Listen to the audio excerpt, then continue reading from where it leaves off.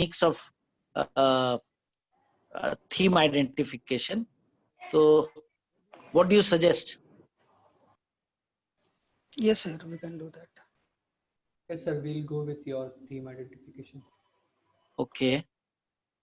So what I'll do is I'll try and explain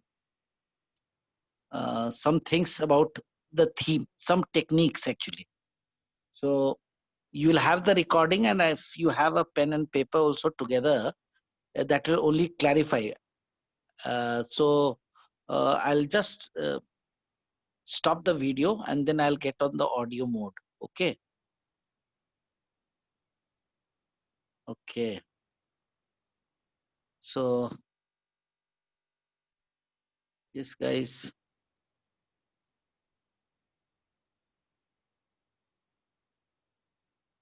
Okay.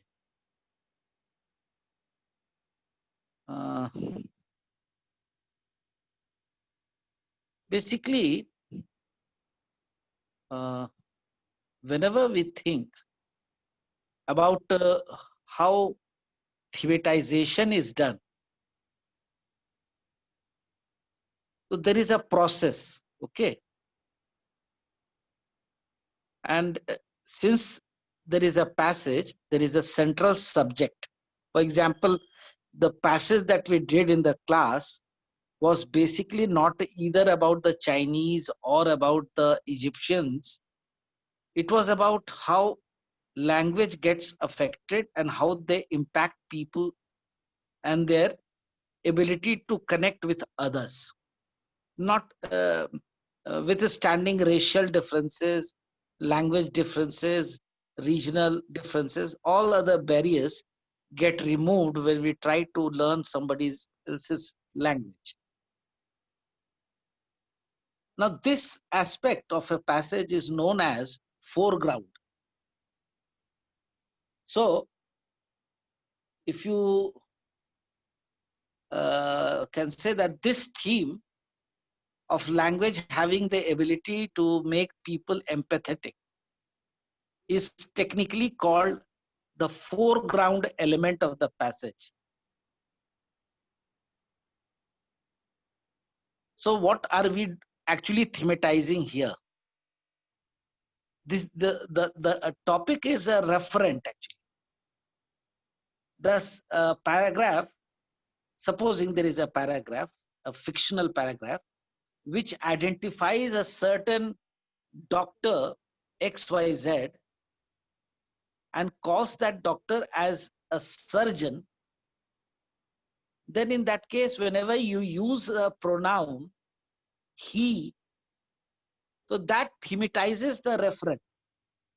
You exactly know he is referring to that doctor who is a surgeon. Now, beside that, you look at the interplay between grammar, that any other noun phrase that is used, we can use other noun phrases to identify the referent. So you can use sympathy also. You can call it a thoughtfulness also. So these were words which were used in that passage. And it was thematizing empathy. So you learn that whenever there are themes and there are several noun phrases referring to the same old concept which was thrown sometimes somewhere in the first or the second paragraph, it has to be a noun phrase. For example, if you were to read a sentence, the slaves rebelled against the king.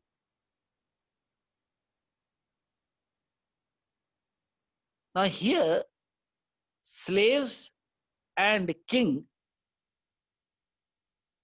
will help you to retrieve the sentence, recover the meaning.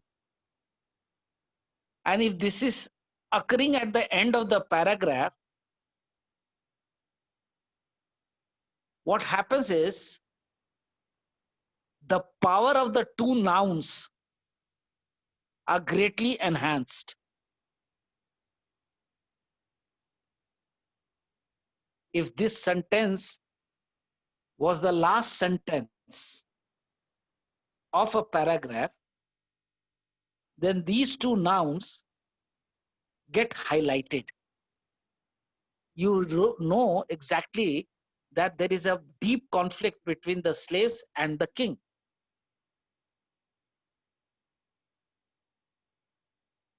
Now, if the subject was slave as a theme,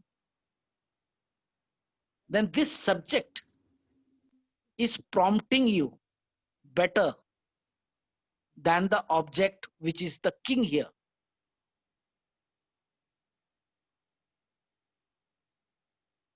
Because any sentence has three components: subject, verb, and object. So this subject in the sentence is the slaves. And this is prompting you about the object. And here the object is king. And if in case the king was the theme, then this object becomes a good prompt for you. So somewhere it depends on the writing style of the author, whether he's going to use the subject or the object as a theme.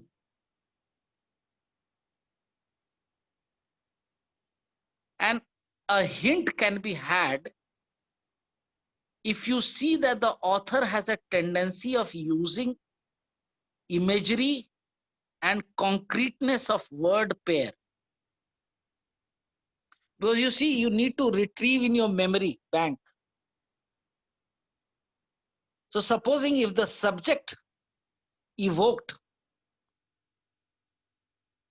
is happens to be more concrete, so your recall will be better. So somewhere you need to discover and learn that a theme is basically to be discovered in the clause.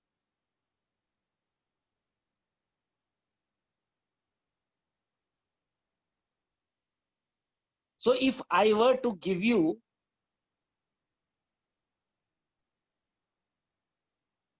a sentence like, say, let's say, for example, if I were to say, give a sentence, which you can write if you have a pen and paper with you. Otherwise, you can listen to the recording later. For example, if I were to give you this sentence, for centuries, yellow canaries have been used to test the air in mining. This is the sentence. For centuries, yellow canaries, these are yellow colored birds, very small and very beautiful. So for centuries, yellow canaries have been used to test the air in mining. So when we did not have machines, people used to use these birds just to find whether the air inside a mining spot is poisonous or not.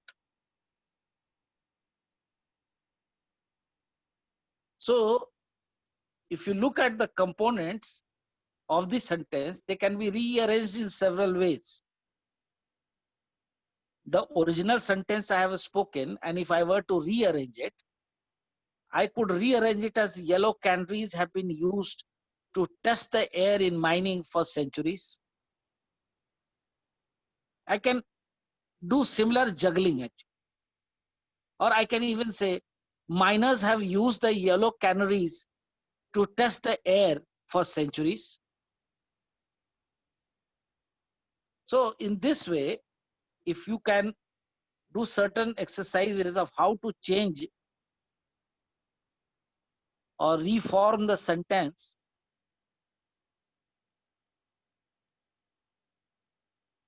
this gives you the message from a different point. And what is the message?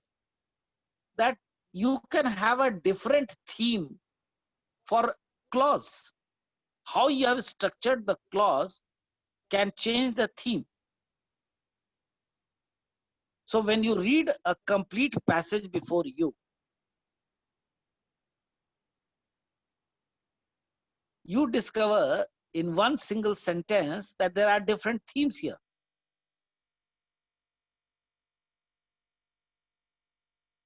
So the first part of the sentence is called the theme.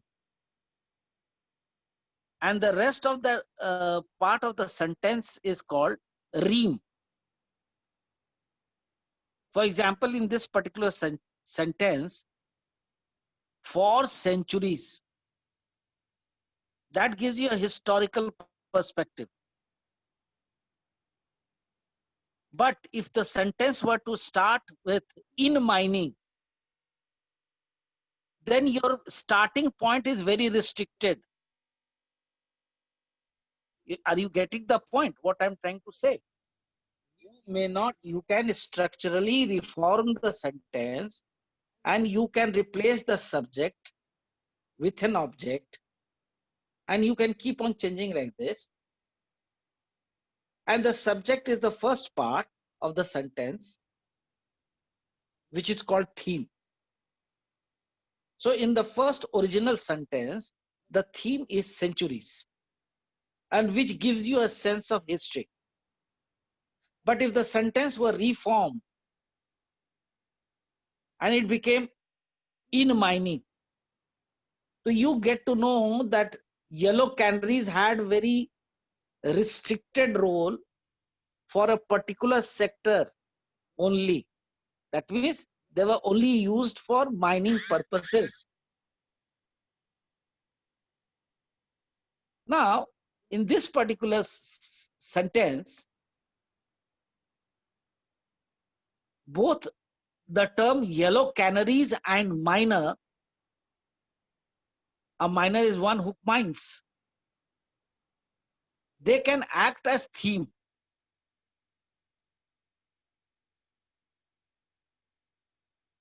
Now, these different starting points,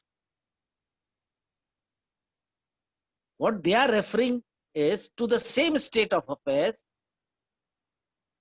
but with each particular sentence, you cannot interchange them because you're changing the subject, so you're changing the theme.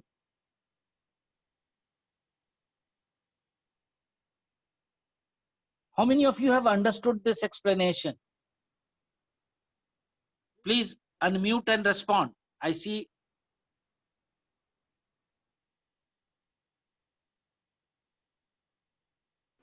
Aswik, Yes, sir, I got it. Yes, sir, I understood. Yes, sir, I've understood. how many of you have understood this point? The point that I'm trying to make. You can unmute and respond. Yes, sir, it is. I've understood like how to identify this. Okay. How about Prerit, Spandana, Anshula? Yes, sir, What I do they got say? Yes, sir, we are clear. We are clear. Is it and clear? I got- Yes, sir. And Jahanvi? Yes, sir, yes, sir. I've already responded. Yes. Okay. Okay. Fine. That's wonderful. So as I already have explained to you that there is a that when we talk about themes, we are basically referring to a referent. So basically what happens is that themes are easy to identify, especially if the sentence is a simple declarative sentence. Because here, the theme and subject coincide. Example, the king opened his heart to the nation. So the king becomes the subject and theme. And rest of the sentence, opened his heart to the nation, becomes a rheme. Rheme is R-H-E-M-E.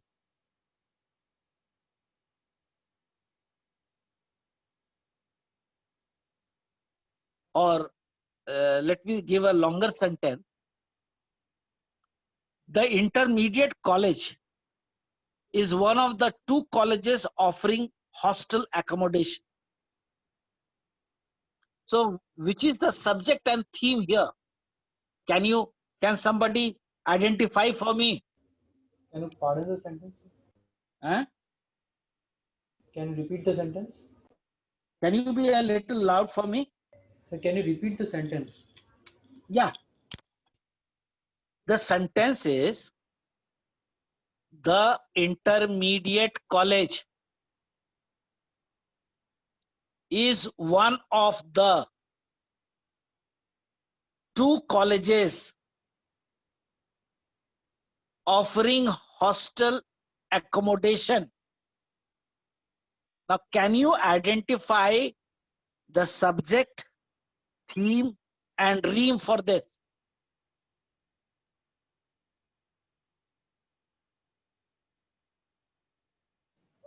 I guess here the subject is about the intermediate colleges. Yes, the intermediate college is the subject, and by chance, it is also the theme, Yes. because this is a simple declarative sentence. Theme and subject coincide, and whenever they do, such sentences become simple declarative sentences. Now, what happens? So, the intermediate college is the subject and theme, and the rest of the sentence is rheme.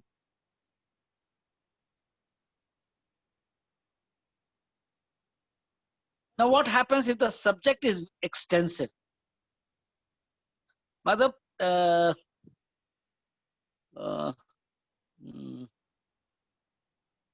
supposing if it has got a post modifier which might act as theme, and the whole group then becomes complex as a single clause constituent which is functioning as a theme. So these are not just 2 words, but a very longish part of the sentence which becomes the theme. For example, I mean, if you have a pen and paper, you can write. Otherwise, you can refer to the recording later. And I'm going to read it, speak out this sentence for you slowly. The languages that Middle East people speak around the Sahara Desert. I repeat, the languages that Middle East people speak around the Sahara Desert, comma, in places as far apart as Saudi Arabia, Kuwait, Iraq, Syria, and Lebanon, differ quite a lot in details of vocabulary. Now, this is a very longish sentence. And you have a group of words with a post modifier, and a whole group complex is actually a single clause constituent, which is actually functioning as a theme. So can you identify the theme here?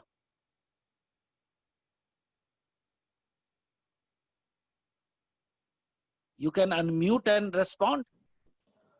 About the language. Language is the theme here. Speaking of pointing about the language, it's Speak out the entire theme. Which part of the sentence you think is the theme? Languages that Middle East people speak. Yeah, the languages that Middle East people speak around the Sahara Desert in places as far apart as Saudi Arabia, Kuwait, Iraq, Syria, and Lebanon. Until this part is the theme, and the remaining part of the sentence only has 6 or 7 words, and which is constituting the ream. And the ream says differ quite a lot in details of vocabulary. Earlier, what you saw was that when the theme and the subject are the same, then the ream is longer. But when the theme and subject are different, but they are referring to a whole group, then till that particular time is the theme. Now, unless you master this art, and this is a secret, no one in any coaching institute will ever teach you this. Because this is a very complex thing.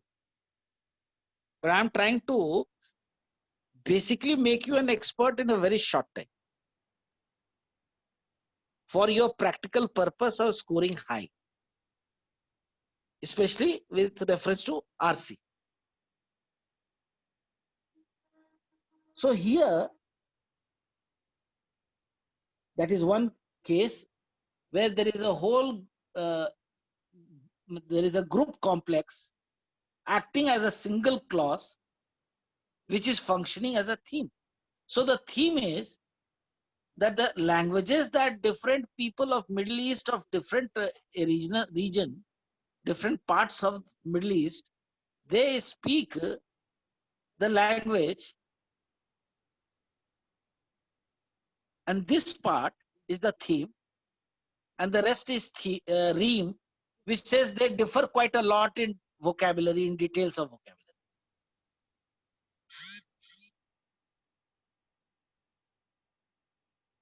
Now, the third part, from a grammar perspective,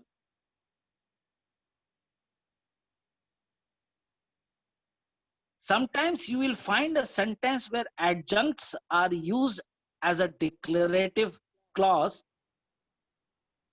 and they are used as a theme.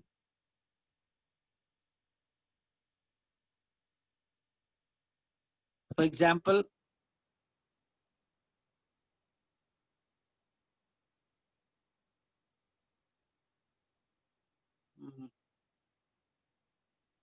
in common with, in common with almost every art movement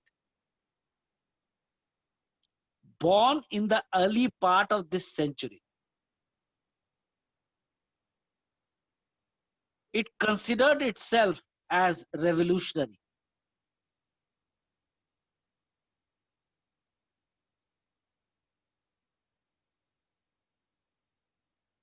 Now, where is the theme? Can anybody identify that?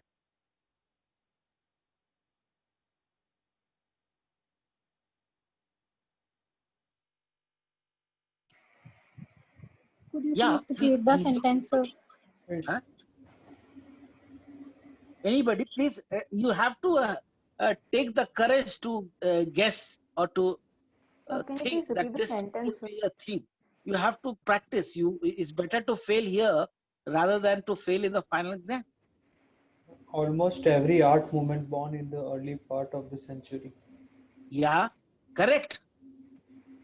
Ekdam, absolutely correct. Now, you don't have to become a grammar expert.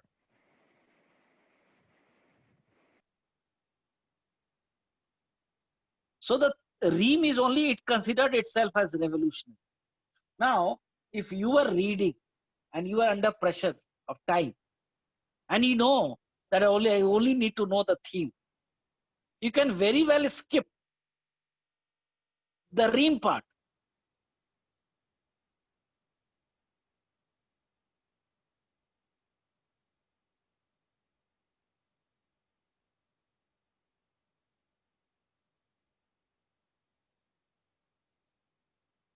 Now that is the third case. Again, from a grammar perspective, I'm giving you a fourth case. And that's where the grammar part I'll stop. There are many other things, but this is something important. Therefore, I need to deliberate and make things clear for you.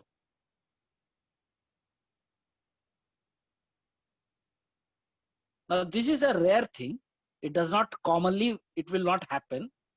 Commonly, whatever the sentence structure will be as discussed in these 3-4 examples that I've given. This last example for today that I'm giving is very uncommon.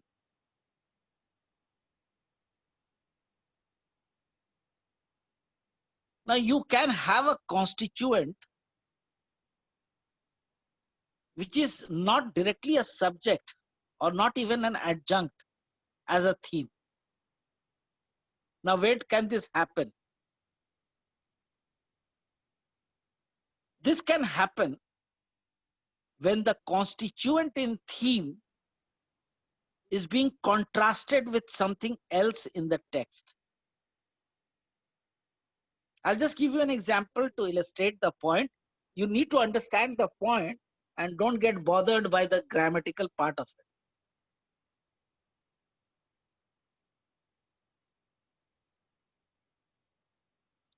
So the sentence that I'm going to give you is,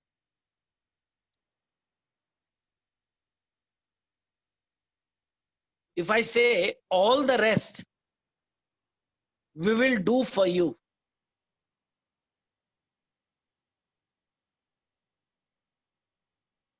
So you may get this sentence across in on some website where it says just click and all the rest will do for you.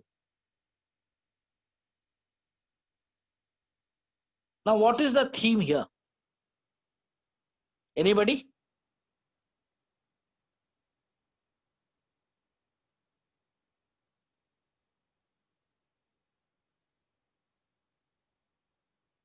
Now supposing it is a tour and travel agency which is advertising the list of things that the tourist shall do, like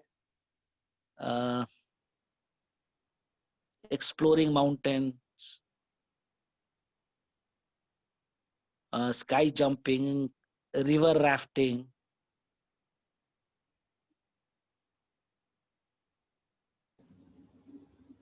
And if the sentence says, ends like all the rest we will do for you. Now what is left? The tourist is doing all the actions. So what is left there?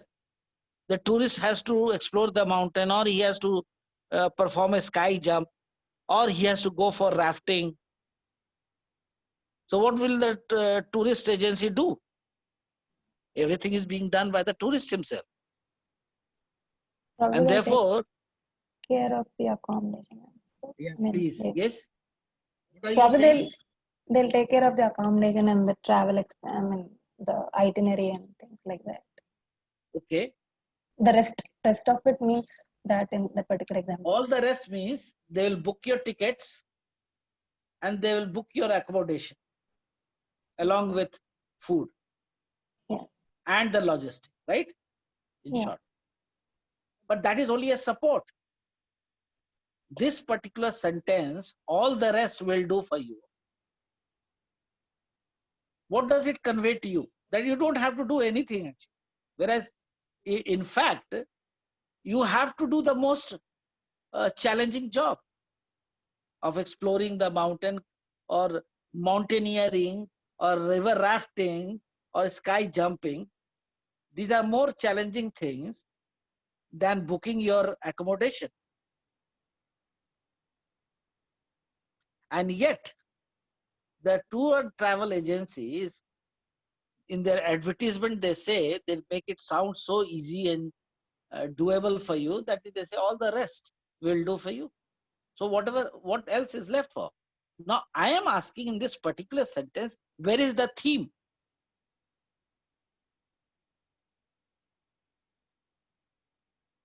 Anybody?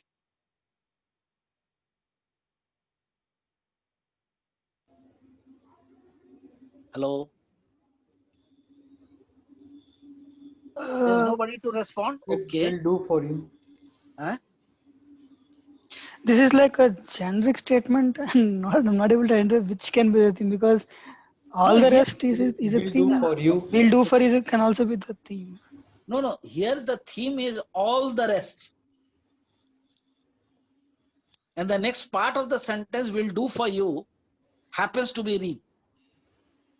So in fact, identification of the theme is important. That is what I'm saying. It reduces your time.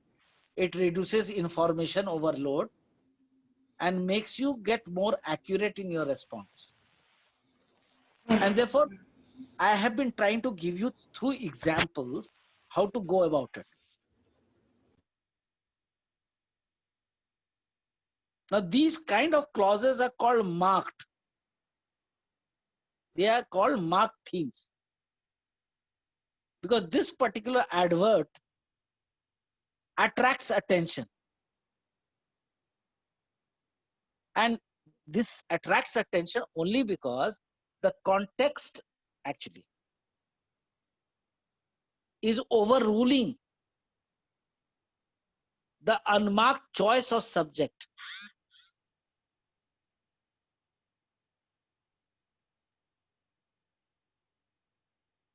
Now, anybody who is going to read this sentence will question, am I going to pay you for only your booking my accommodation and my logistics?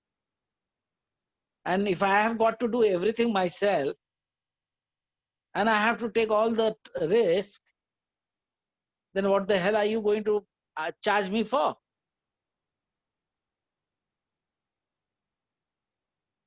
So here this context is of a tourist agency advertising itself.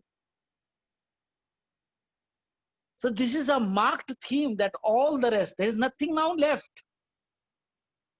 The sentence means that beside mountaineering or sky jumping, there are a lot of other activities too. But we'll take care of all the rest. You don't have to do anything. So all the rest is the marked part, which is the marked theme.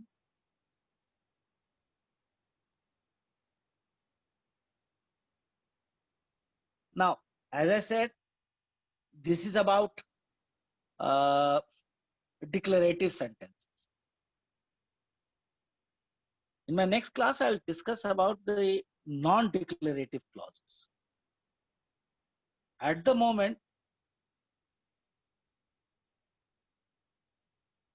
if I were to tell you that marked theme is more common with imperative clause than with other non-declarative clauses. What do I mean?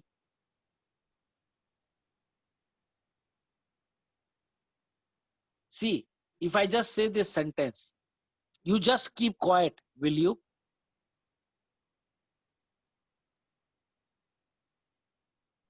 Here the marked theme is you. This is the imperative clause. You just keep quiet. Will you? And here you becomes the marked theme. You know who is being addressed, who is being asked to keep quiet. So this is called marked theme.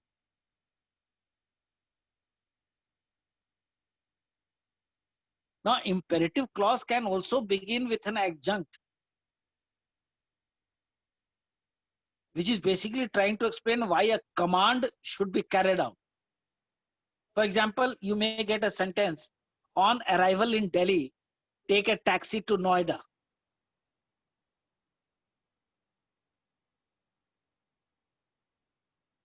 Now, this is also a marked theme. On arrival in Delhi.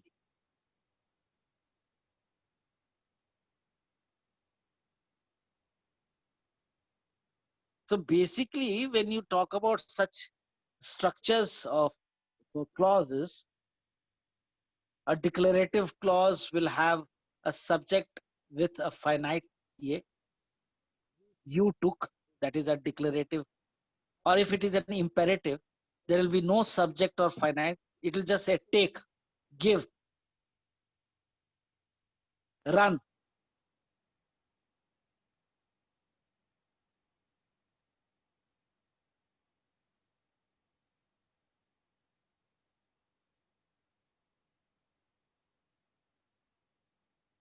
So if I were to give you a sentence, her calculator was taken by you.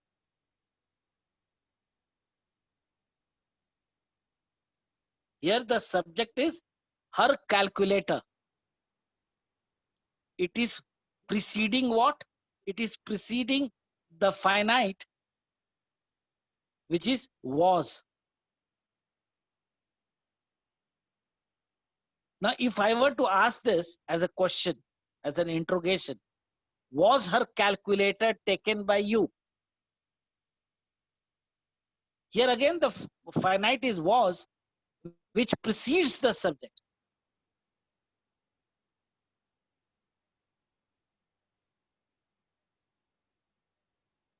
So in these two different sentence structure, what you discover in the first is her calculator was taken by you. Her calculator is preceding, the subject is preceding, the finite was here. And if I were to ask in an interrogative form, I may ask a sentence like, was her calculator taken by you? And again, what we find is in contrast, actually, that the finite was, it is preceding the subject. So sometimes the subject precedes the finite, or sometimes the finite precedes the subject. So these are basically three variations. So that is one part. I'll just take up in brief. I'll try and explain what is a plot.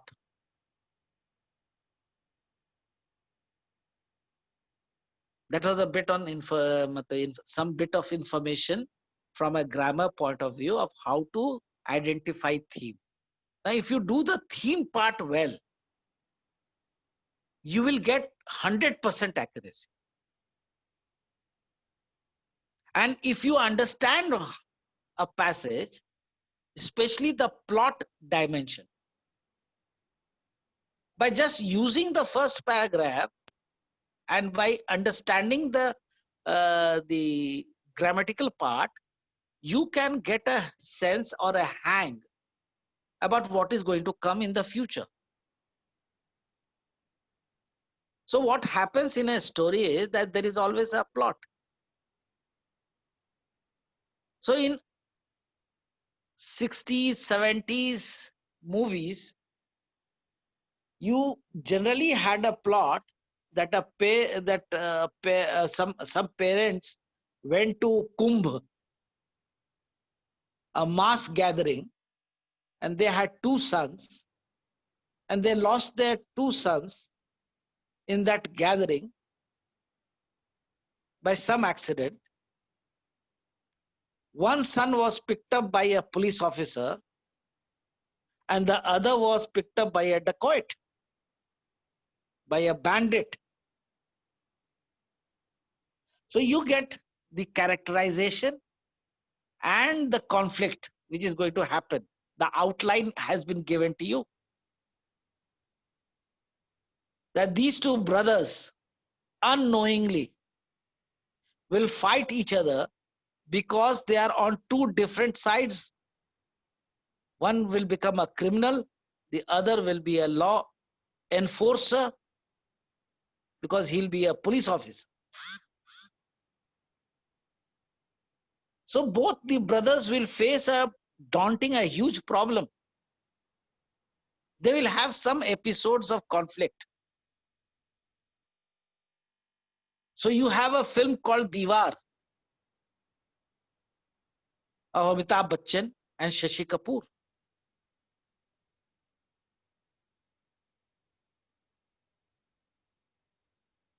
The eldest son has gone through a lot of vicious experience and he has become a smuggler. But he has nurtured his younger brother, and the younger brother grows up and becomes a law-abiding person, and he joins the police force. You get the plot. You know that these two brothers are going to have a conflict. And this will be a huge problem for the family.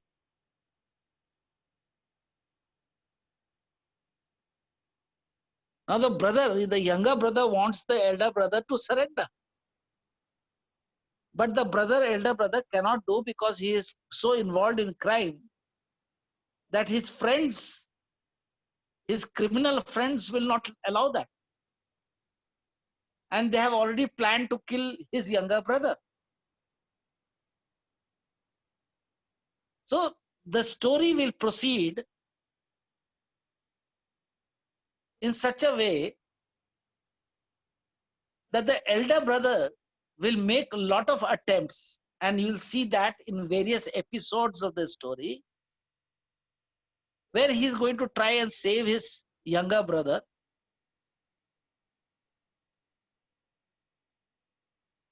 And it may result in success or failure.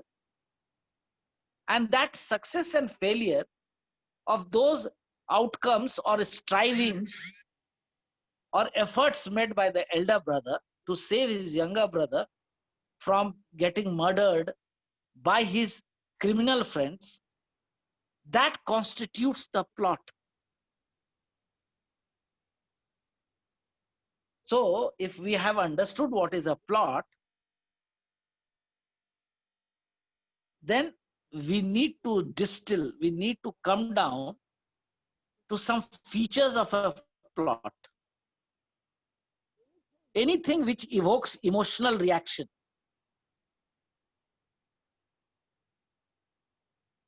And every plot will bring out an emotional reaction in you.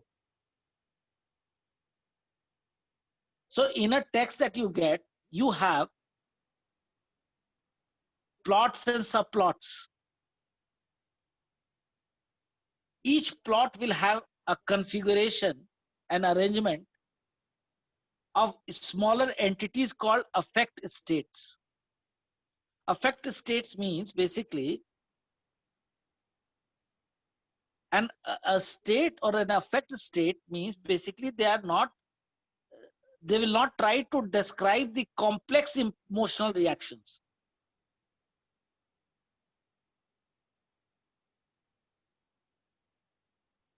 So they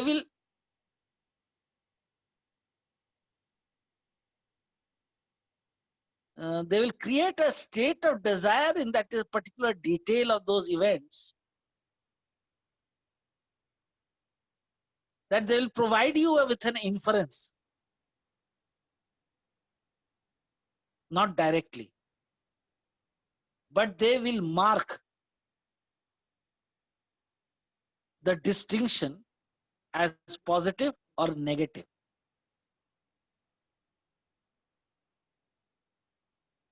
And your mind will register either a hyped emotion or a neutral emotion.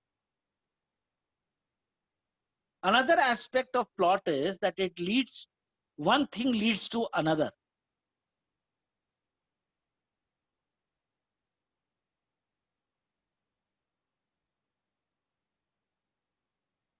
No, it's like crossing a shallow river. And you have some stepping stones there and you have to put your foot over it.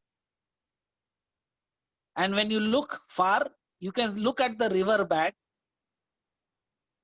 and you keep moving to the next stone.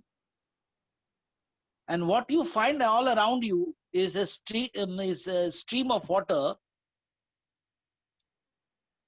And what you basically, therefore, when I'm describing this scene, so your plot is actually how those stones are arranged in a sequence and how these are interwoven together with the causality. Now, let me again illustrate with another example. If you were to read,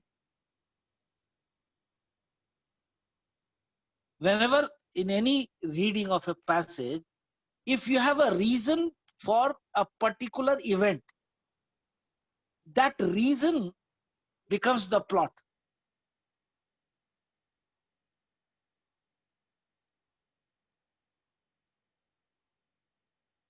If I tell you this happened because of this, anything which answers because, that particular thing becomes the plot.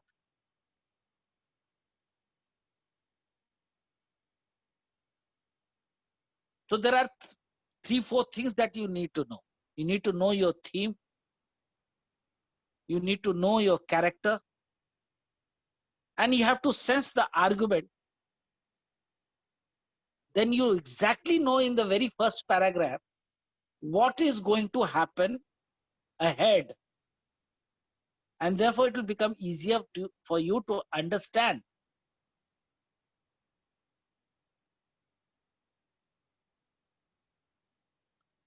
So I think, is that clear to you? Can you respond? Yes, sir, it's clear to me. Yes, sir. Yes, sir. Yes, sir. Okay. For my own satisfaction, I am going to start with Prerit. Is it clear to you? Yes, sir. Okay. Spandana, is it clear to you? Yes, sir, it is clear. Anshula, it is clear to you? Anshula, is it clear to you, beta? Oh, she's not around, it seems. Janvi, what about you? Yes, sir, it's clear. Okay. I Yes, sir, think it is clear. it's clear. Your Yeah. understanding is 100%. Yes, yes, yes. Now, what you need to do is just look at these examples and you pick up a lot of knowledge. And listen to Okay. this recording, and I think you'll get a lot of clarity again the second time. Now, don't start reading all these topics in grammar, because that will become a very painful and a stretching task for you. No, I'm not preventing you. If you feel like you can do it. But what you need to do is build an understanding, build an insight, look at the various examples, and then start practicing.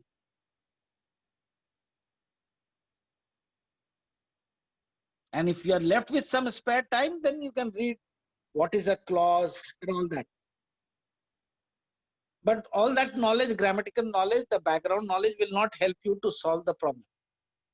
So your real problem is to get an accurate response. And these examples that I illustrate, I have given you profuse number of examples, because I want you to develop the application skills. And therefore, I'm taking that pain myself every day just to kind of deal in the bare essentials and not make you a language professor. I just want you to know some basics. That's it.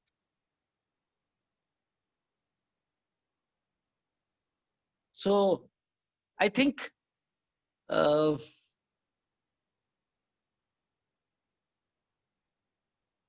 uh,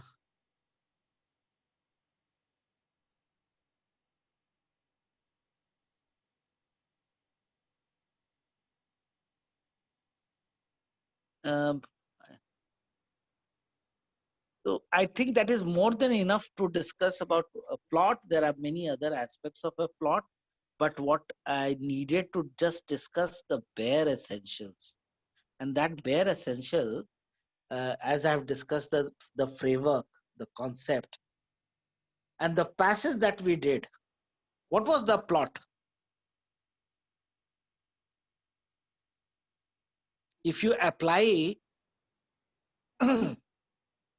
this knowledge to the passage that we did in the class? Hello? Was it the linguistic? Huh? Can you be a little loud? Yes? Was it linguistic?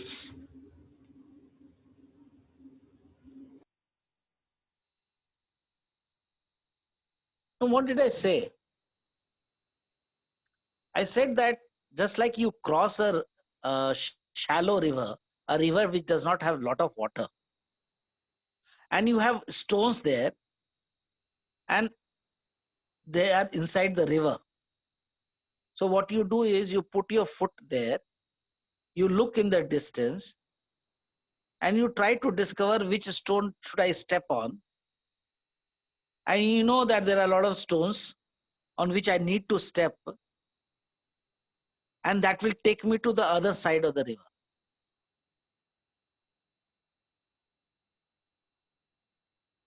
A plot is also like that.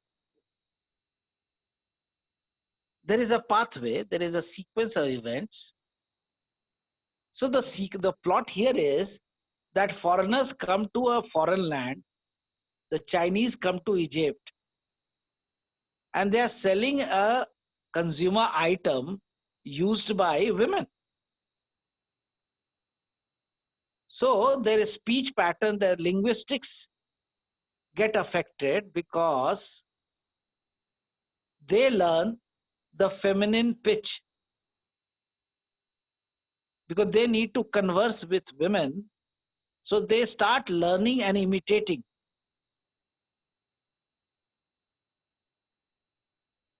And then the idea, the main theme is how linguistics affects you as a person, how it makes you tolerant, how it helps you to connect with a person of a different race, language, region, nationality, or even religion.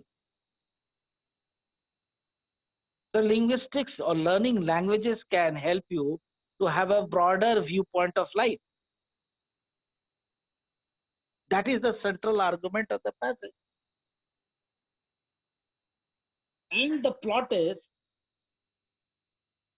that when you go to a foreign land, you become a foreigner, an outsider. And when you converse with people there, men or women, you imitate that. Now, these Chinese men were only selling female items to only females. So unconsciously, they learned the feminine pattern.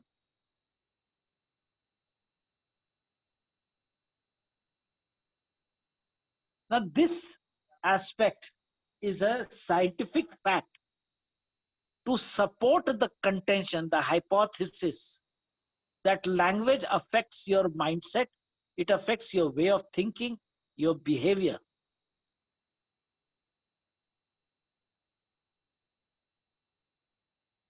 So that was an evidence. So what the author did was, he gave you an evidence, and then later he made his claims. Usually an author puts a claim and then he gives you the evidence in the successive paragraphs. But that particular author had a different style.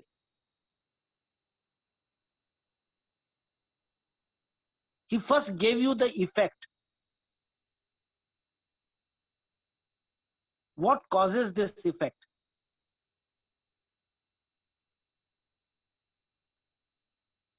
He gave you a situational context. That was an evidence. Either you give the cause, then the effect, which is the scientific way, and that is called deductive logic. But if your writing style is that you give the effect and then you explain the cause, and you're using many characters,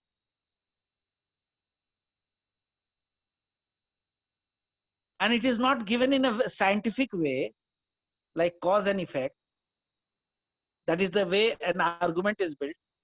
So in all science texts, you will find this style of argument: cause, effect.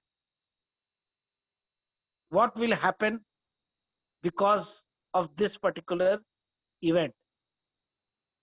So that particular event becomes the cause. So if you say Newton's third law, to every action there is a reaction. You are basically referring that this effect is because of a certain preceding action, which is the cause. Now, all scientific texts, expository texts, are given in this form. Argument proceeds from cause to effect. But in narrative text, the one that you did last time, the argument is inverted. It has been reversed. You get an effect, and then the causes are being explained to you.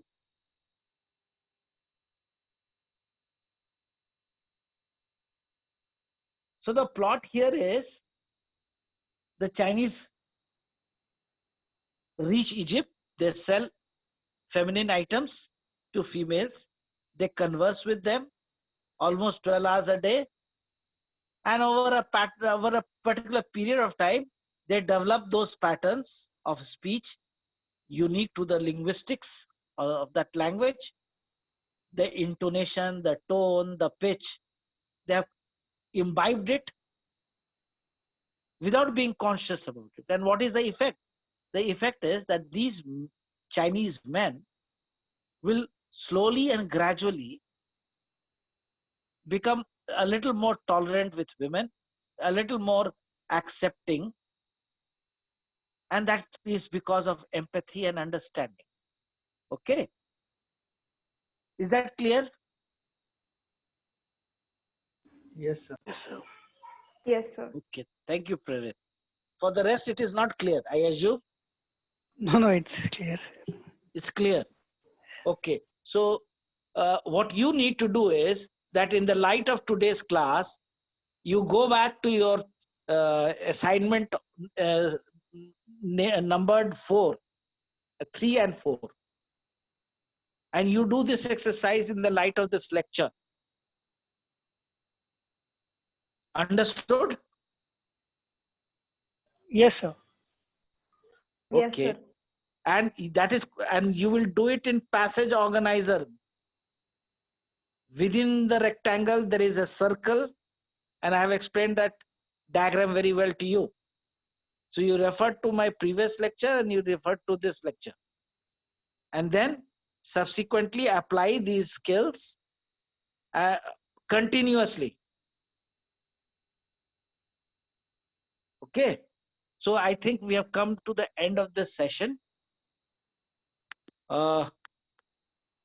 If there is any query, you can ask, but is that okay? So can I have a feedback from you all? Ashwik?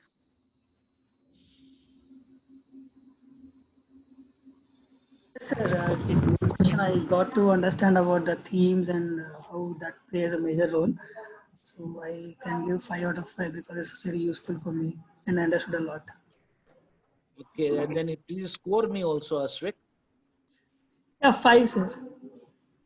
Okay, thank you. How about you, Prerit? 5 out of 5 from my side. Okay, wonderful. Thank you very much. You are encouraging me. Jahanavi? It's a 5 out of 5, sir, because actually I really got to know how to read a passage in exact. Okay, thank you, Jahanavi. God bless. Yes, Spandana, what about you? Yes, sir. 5 out of 5. Okay, thank you. Thank you. And do this exercise, beta, as much as possible. At least spend an hour every day cracking 2 to 3 passages or 4 passages a day at least, using these skills. I'll slowly and gradually take you to some more details because once you have done the thematization, the entire passage becomes very easy for you. And actually, I'm just trying to make you a surgeon. So if you learn the basic application skills, you'll be able to do this wonder in lesser time as compared to your competitors. Okay. Thank you very much. All the best. Good night. Thank you, sir.